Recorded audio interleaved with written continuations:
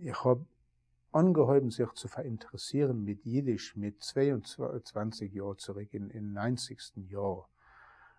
Und damals sind gewesen Menschen, was sind mehr nicht da auf der Welt. Keinem Kohl ältere Jiddisch-Reders in Kopenhagen, zu welcher meine Lehrers in Aarhuser Institut haben gehabt, Kontakt. Und das sind gewesen Menschen, was sind geboren geworden in Dänemark, herum, lass mir sagen, zwischen 1910 und 1920.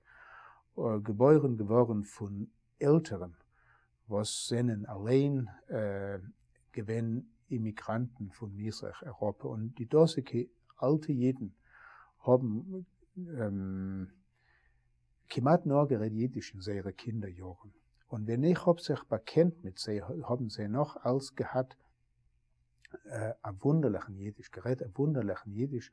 Und ich hab sich eine Sache gelernt von sie, weil sie haben gehabt Zutreu zu mir.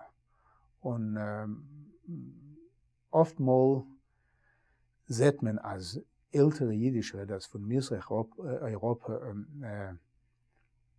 haben Meure von Menschen, mich chutz das Wive.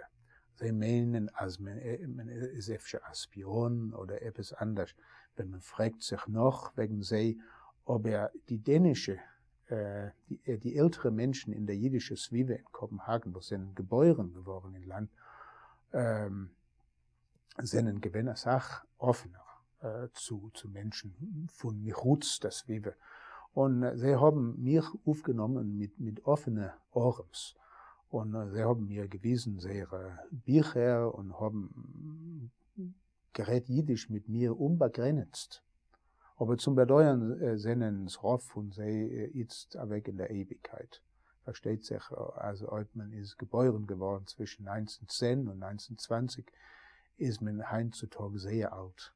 Und das Rauf und sie sind gestorben, bemächtigt von den letzten 10 Jahren.